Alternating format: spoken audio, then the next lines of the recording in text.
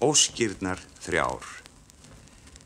Einu sinni var fátækur skógarhöggsmaður. Hann þurfti að leggja mikið á sig til þess að geta haft nóg að borða handa sér og konu sinni. Dag nokkurn hann var í þann veginn að fella fallegt eikartré, heyrði hann lága rödd sem sagði: Viltu vera svo vænn að höggva ekki tréð mitt? Skógarhöggsmaðurinn stansaði og horfði vandlega í kringu sig. En hann gat ekki komið auga á neitt sérstakt, svo hann lyfti öxina aftur og ætlaði að höggva. En leið og hann ætlaði að láta höggið ríða af, heyrði hann röddin aftur: Herra skógarhöggsmaður, viltu vera svo vænn að skemma ekki tréð mitt? Skógarhöggsmaðurinn stansaði aftur og horfði nú enn vandlegar í kringu sig til þess að koma auga á eiganda trésins. En hann gat ekki heldur komið auga á neinn í þetta sinn, svo hann lyfti öxin sinni einu sinni enn. En leið og hann sveiflaði öxinni, birtist allt í einu lítill, grænklæddur maður fyrir framan hann. Ég bið þig eins vel og ég get ekki höggva niður tréð mitt, sagði litli maðurinn.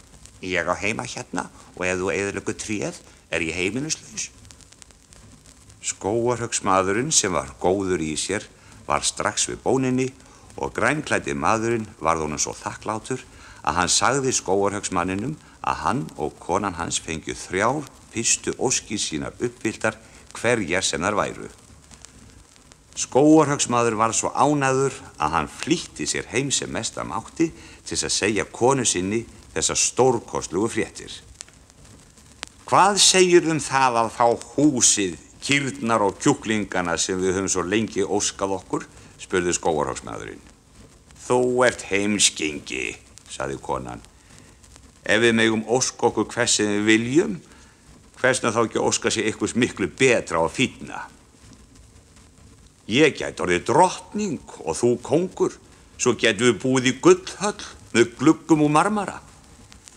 En manninn langaði mest í fallegt hús. Ef það átti að vera höll, gat hann ómögulega skilið af hverju hún þyrfti endilega vera úr gulli. Svo rifust þau þetta allan daginn og langt fram á kvöld. Eldsklæðurnar kulnuðu í ofninum og hvorugt þeirra hafði hugsað mat þennan tíma. En allt í einu, þegar liðið var á nóttina, mundi skógarhöggsmaðurinn eftir því að hann hafði ekki bragðað mat allan daginn. Hamingjan góða, hvað ég svangur, sagði hann. Ég vildi óska að ég hefði lítinn bjúgubita. Leið og hann hafði lokið við setninguna, birtist indæli spjúga beint fyrir framan hann. Heimskingi, hrópaði konan reið. Þú hefur eitt fyrstu óskin okkar til einskis. En nú var þolinmæði skógarhöggsmannsins á þrotum. Ég vildi óska að bjúga sæti fast á nefin á þér, hrópaði hann. Leið og hann hafði orðinu sleppt, hékk bjúgað, fallegt og ilmandi á nefbroti konunnar. Aumingja konan fór bara að gráta af reiði. Nú hefurðu notað aðra óskin okkar, æpti hún. Já, en við getum enn óskað okkur konungshallar, sagði maðurinn dauðskjarkaður. Já, gerðu það. Gerðu það ef þú þorir, hrópaði konan. Hvers konar kona heldur ég verði með hangandi bjúga á nefinu alla ævi? Nei, takk, þú verður að ná því að mér. Þá sagði skógarhöggsmaðurinn hátíðlega. Ég óska þess að bjúgað hverfi af nefbroti konuna minnar. Og á sama augnabliki þaut bjúgað í burtu og hvarf, en skógarhöggsmaðurinn og konan hans sátu eftir steinþegjandi. Nú áttu þau ekki fleiri óskir.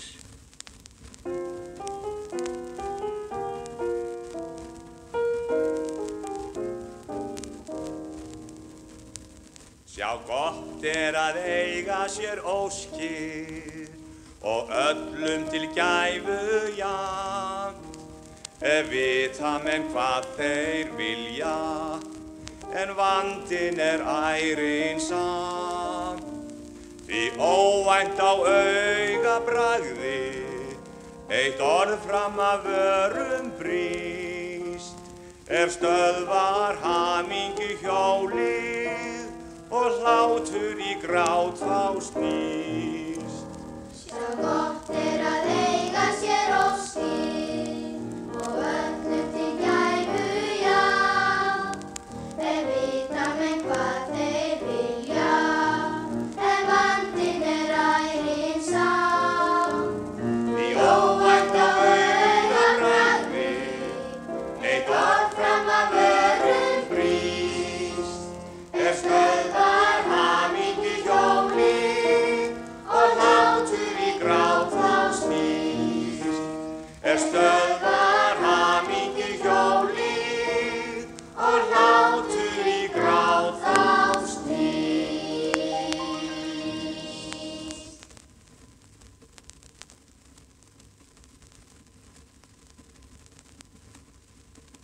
Brúður herramannsins. Einu sinni var ríkur karl sem átti stóran herragarð og silfur átti að nóg á kistubotninum. En dálítið vantaði hann samt, því hann var ekki maður. Einn dag var dóttir nágrannans í vinnu hjá honum. Á hana leist herramannum reglulega vel. Og þar sem foreldrar hennar voru fátæk, hélt hann að hann þyrfti ekki annað en rétt að minnast á giftingu við hana, þá myndi hún segja já undir eins. Svo sagði hann við hana að hann væri nú farinn að hugsa að gifta sig aftur. Já, margt getur mönnum nú dottið í hug, sagði stúlkan. Hún stóð þarna og hló með sjálfur sér og hugsaði að ekkert hefði þessum gamla, ljóta karli geta dottið bjánalegri í hug en að fara að gifta sig. Já, það var nú meiningin að þú ættir að verða kona mín, sagði herramadurinn. Nei, þakkaði fyrir. Ekki gæti ég hugsa til þess. Herramadurinn var ekki vanur því að heyra sér væri neitað og þeim mun síður sem hún vildi taka honum, þess æstari varðan í að fá hana. En þegar ekki þýddi við hann að tala, þá gerði hann boð eftir föður hennar og sagði honum að ef hann geti fengið dótturina til að lofa sér, þá skyldi hann gefa honum upp það sem hann skuldaði honum og þar að auki skyldi hann fá jarðspildu þá sem væri næst við engjarnar hans. Já, faðirinn hélt nú að hann skyldi geta leitt dóttur sinni fyrir sjónir hvað henni væri fyrir bestu, hún væri barn og vissi það ekki sjálf. En hvernig sem hann talaði fyrir henni, þá þýddi það ekkert. Hún vildi ekki herramannin þótt hann sæti í möluðu gulli upp undir eyru, sagði hún. Herramadurinn beið dag eftir dag, en varð á lokum svo reiður og óþolumóður að hann lét skila til föðurstúlkunnar að ef hann ætti að standa við það sem hann hefði lofað, þá yrði einhver skriður að komast á málið. Nú vildi hann ekki bíða lengur. Faðir stúlkunnar vissi nú ekki önnur ráð en að láta skila til herramannsins að hann skyldi búa til brúðkaups og þegar presturinn og gestirnir væru komnir, þá skyldi hann senda eftir stúlkunni eins og hún ætti að fara í vinnu, svo hún hefði ekki tíma til að átta sig á neinu. Þetta fannst herramanni vera hreinasta fyrirtak og lét nú brugga og baka til brúðkaupsveislunar og ekkert lét hann til spara að hún yrði sem glæsilegust. Þegar boðsfólkið var komið, kallaði herramadurinn á einn af vinnumönnum sínum og sagði honum að fara í flýti til nágrannans og biðja hann að senda það sem hann hefði lofað. En ef þú ert ekki fljótur, sagði hann og rak hnefan í vinnumanninn, þá skaltu fá... Meira gat hann ekki sagt því pilturinn þaut af stað eins og fjandinn sjálfur væri á hælunum á honum. Ég átti að bera kveðju frá húsbóndanum og biðja það sem að þú hefði lofað honum, sagði pilturinn leið og hann kom til föður stúlkunnar. En ég verð að fá það fljótt því nú liggur á. Jæja, hlauptu þá niður á engi og takt hana með þér, hún er þar, sagði bóndi. Piltur þaut af stað kósveittur, en þegar hann kom niður á engið var bóndadóttir þar að raka. Ég átti að sækja það sem faðir þinn hefur lofað húsbónda mínum, sagði piltur. Þarna átt að gappa mig, hugsaði hún, en sagði, nei, áttirðu það, sagði hún. Það er gráa merin okkar, þú getur tekið hana, hún stendur tjóðruð hinum yfir rófugarðinn, sagði stúlkan. Piltur sveiflaði sér á bak hryssunni og reið heim eins hratt og hún komst. Fékkst hana með þér? Spurði húsbóndans. Hún stendur úti fyrir dyrunum, sagði vinnumadurinn. Leitt hann upp í herbyggina móður minna sálugu, sagði herramadurinn. Hvernig í óskopunum að ég fara því? Spurði vinnumadurinn. Þú gerir bara eins og þér er sagt, sagði herramadurinn byrstur. Komur þenn ekki upp einsamall, þá getur þú fengið hjálp, sagði hann. Hann hélt kannski að stúlkan yrði eitthvað baldstýrug. Þegar vinnumadurinn sá svipinn á húsbónda sínum, þá vissi hann alveg fyrir víst að það þýddi ekki verið með hann vífilengjur á þessum bæ. Hann fékk nú með sér alla hina vinnumennina og nokkra húsmenn af hjáleigunum og loksins var hægt að bisa hryssunni upp stigana og inn í herbergið sem tiltekið hafði verið. Þar var allt brúðaskartið tilbúið. Nú er ég búinn að gera það sem hún sagði mér Húsbóndi góður, sagði vinnumaðurinn, en erfitt var það. Versta stríð sem ég komist í síðan ég kom hér á bæinn. Gott það, og þessa verk skaltu njóta, sagði herramaðurinn. Sendu nú kvenfólkið upp til þess að búa brúðina. Búana? Nei, veistu nú hvað, húsbóndi góður, sagði vinnumaður. Ekkert slúður, sagði herramaður reiður. Það verður að búa hana vel, láta hana bæði fá krans og brúðarkórónu. Vinnumaðurinn gekk nú í öngum sínu niður í eldhúsið og sagði við stúlku þær sem þar voru. Heyrið mér nú stelpur, nú verðið þið að fara upp á loft og koma brúðaskarti á meira greið. Það lítur út fyrir að húsbóndi blessaður ætla að láta boðsfólki fá eitthvað til að brosað. Stúlkurnar hengdu nú á hrissuna allt sem þær höfðu til og svo fór piltur til húsbóndans og sagði að nú væri hún komin með krans og kórónu. Gott það, komið með hana, sagði herramaðurinn. Ég skal sjálfur taka mótin í dyrunum. Það brast og brakaði í stígunum eins og allt væri að hrynja, því hún var ekki neitt tiltakalega létt stíg, brúðurinn þessi.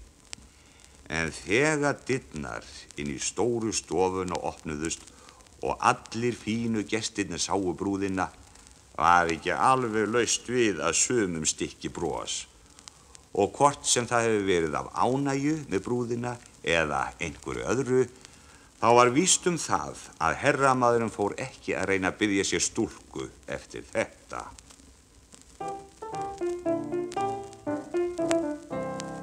Hugsið ykkur hérna krakkar hrissi brúðalíki, búna silki upphlöð í, ullar sjöl og loðskinn hlý, þjást hún bar digran arm og danska skó.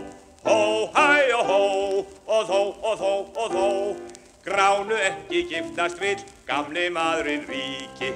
Hugsið ykkur hérna krakkar hrissi brúðalíki, búna silki upphlöð í, ullar sjöl og loðskinn hlý, þjást hún bar digran arm og danska skó. Hó, hæ og hó, og þó, og þó, og þó, gránu ekki giftast vill gamli maðurinn ríki.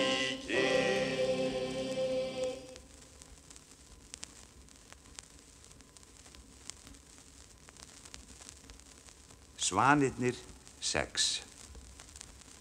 Einu sinni var kóngur nokkur að veiðum út í skógi. Hann var svo ákafur að elta villidýrin að fylgdarlið hans gat ekki orðið honum samferða og hann linnti ekki á fyrr en dimmt var orðið kvöldið. Varðan þess þá var að hann var einsamall og fór villur vegar og gat ekki áttað sig á hvert halda skyldi. Hann mætti þá gamalli konu. Hún var hrum og hrukkótt og riðaði öll, en þetta var galdranorn. Heyrðu mig, kona góð, sagði kóngur. Getur ekki vísað mér til vegar út úr skóginum? Víst get ég það, svaraði kerlingin. en ekki gera ég það nema með einu skilyrði. Verður ekki við því, kemstu aldrei út úr skóginum og veslast hér upp af hungri og þorsta. Láttu mig heyra skilmálana, sagði kóngur. Ég á dóttur, tók kerlingi til máls, sem svo ljómandi falleg að hennar líki finnst ekki víða veröld. Hún á því skilið að fá gott gjaforð og ef þú vilt gera hana að drottningu þinni skal ég hjálpa þér út úr skóginum, annars ekki. Kóngur var svo nauðulega staddur að hann varð að gera sér allt á góðu. Fór hann nú með kerlungu heim í hreysi hennar og þar satt dótturinn við eldinn. Hún tók á móti kóngi eins og hún hefði verið að bíða eftir honum og falleg var hún, því varð ekki neitað. Ekki fékk kóngi þó látbragð hennar vel í geð og hrollur fór hann þegar hann tók í höndina á henni. Hann lyfti henni samt á bak hjá sér á hestinn. Kerlingin sagði til vegar og komst kóngur heil og höldnu heim í höll sína. Nokkrum dögum síðar var svo haldið brúðkaupið. En kóngurinn hafði verið kvæntur áður og átti 7 börn eftir fyrri drottningu sína. Það voru 6 drengir og 1 stúlka. Kóngi var ekki grunlaust að stjúpa þeirra myndi ekki verða þeim góð og fékk þeim því til íbúðar höll nokkra afskekta langt inn í skógi. Höllin var svo afskekt og leiðin þangað svo vandrötuð að kóngurinn sjálfur hefði jafnvel ekki ratað þangað ef hann hefði ekki átt hnykil, sem var með þeirri náttúru að þegar honum var kastað á jörðina þá rann hann þangað sjálfkrafa og vísaði veginn. En kóngurinn fór nú svo oft út í skóginn að hitta börnin sín að drottningu fór að gruna margt. Bar hún þá fé á þjónustufólk kóngsins til þess að það segði henni hvernig stæði á þessum sífelldum ferðalögum hans. Komst hún þannig að leyndamálinu ferðalög kóngsins og töfrahnykilinn.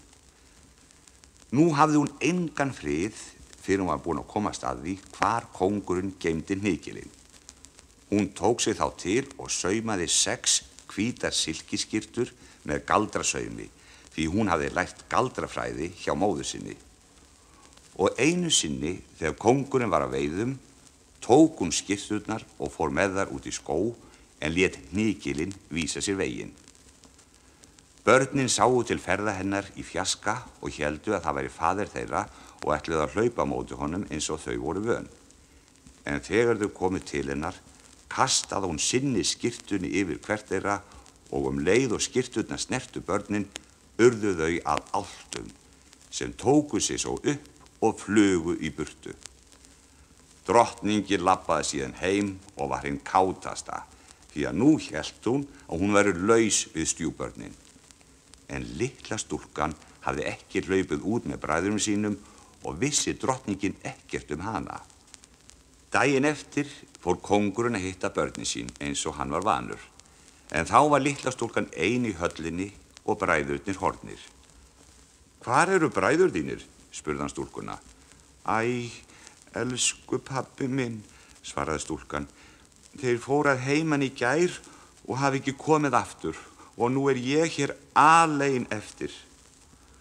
Hún sagði honum greinilega það sem hún hafði séð út gluggann, að drengirnir höfðu orðið að svönum og flogið burtu.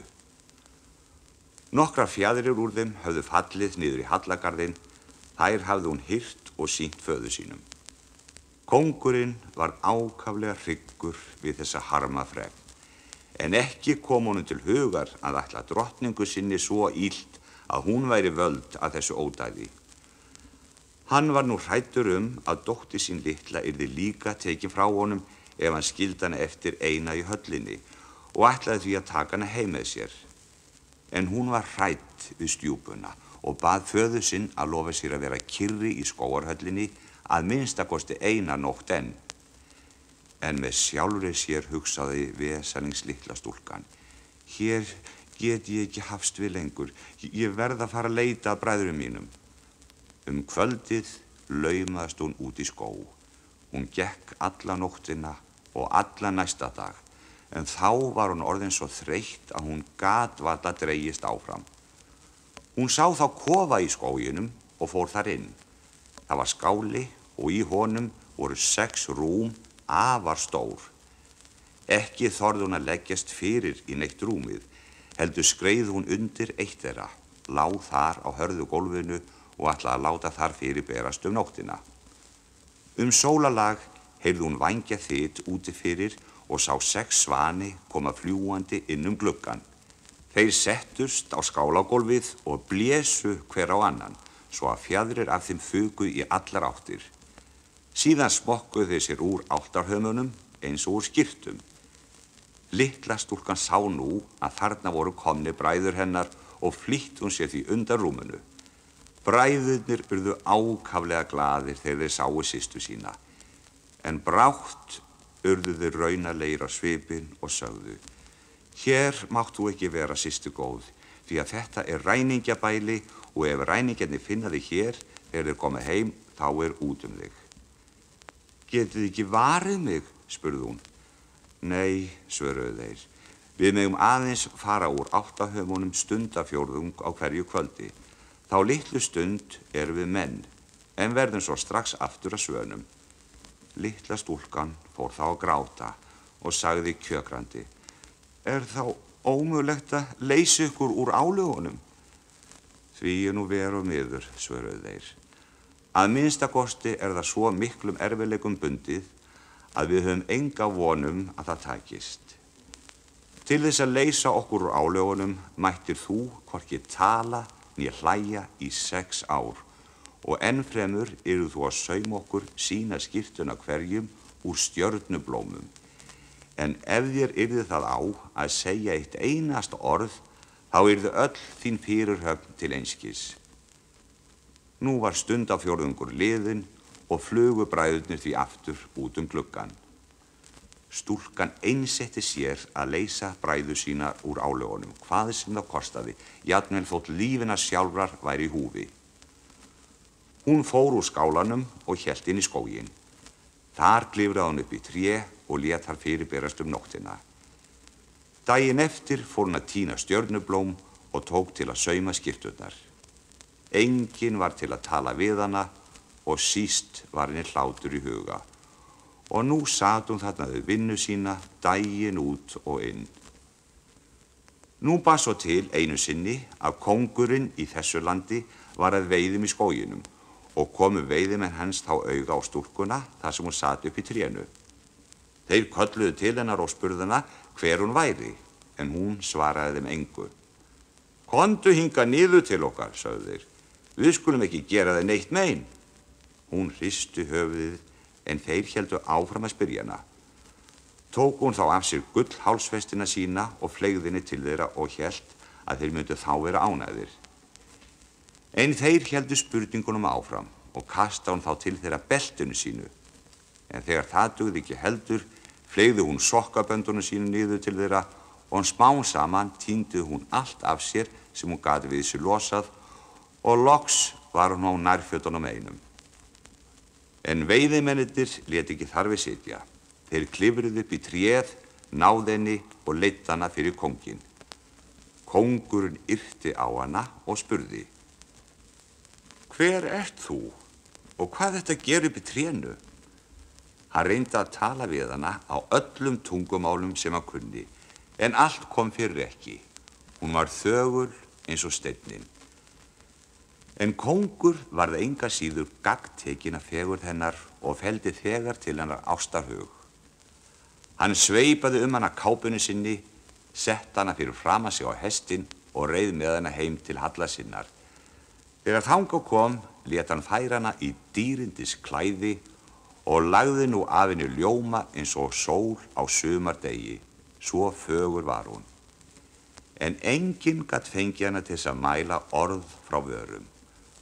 Kóngurinn lét hana sitja hið næsta sér við borðið og honum féll svo vel í geð hvað hún var siðlát og háttprúð að hann sagði: Ég vil eiga hana fyrir konu og enga aðra. Og nokkrum dögum síðar hélt hann brúðkaup sitt með henni. En kóngur þessi átti grálinda móður. Hún var óánægð yfir ráðahagnum og lá henni jafnan illa orð til ungu drottningarinnar. Hver veit hverra mann hún sagði hún. Hún getur ekki talað og í alla staði óverðug þess að vera drottning. Þegar unga drottningin var búin að vera ár í hjónabandinu og átti fyrsta barnið, tók gamla konan það frá henni meðan hún svaf, nýri blóði munnin á henni og fór síðan til kóngsins sonar síns og sagði að hún myndi vera mannæta. Ekki vildi kóngurinn samt leggja trúnað á þetta. Reyndist hann drottningu sinni vel og leið það ekki að henni væri skapraunað. En hún sat öllum stundum við skyrtusaumana og sinnti engu öðru. Annað barnið sem hún átti var ljómandi fallegt sveinbarn. Tengdamóðir hennar fór eins að og í fyrra skiptið, en kóngur trúði ekki ábyrgð hennar að heldur. Hún allt og ljúf og góð til þess að ég geti trúa slíku hana, sagði hann.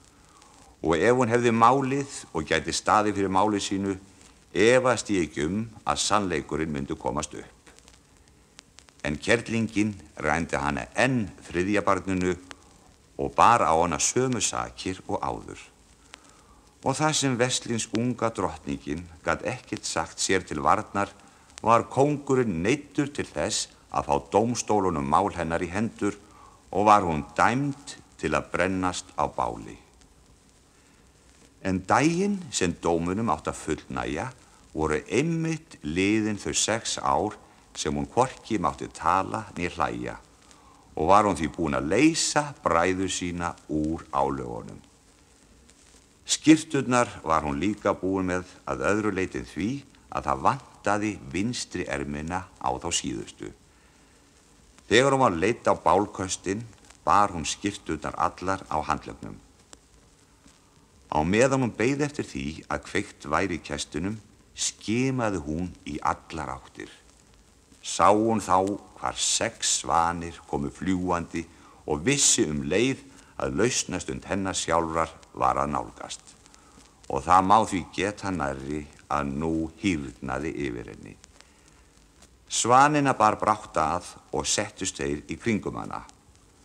Hún varpaði nú yfir þá skyrtunum og leið og þær snertu þá féllu svanahamirnir af þeim og bræðurnir stóðu fyrir framan hana, heilir á húfi og lausir úr álögunum.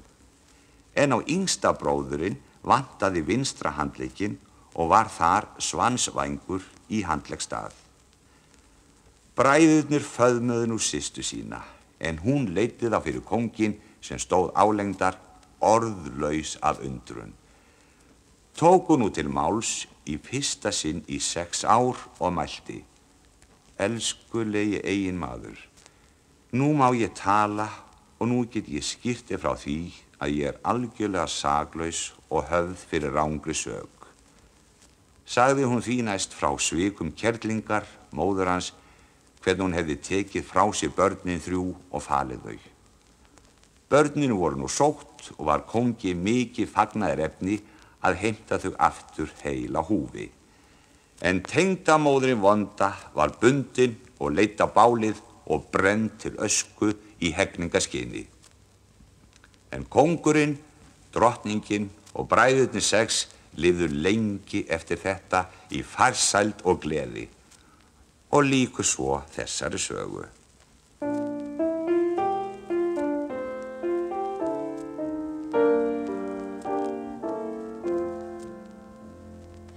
Hugsið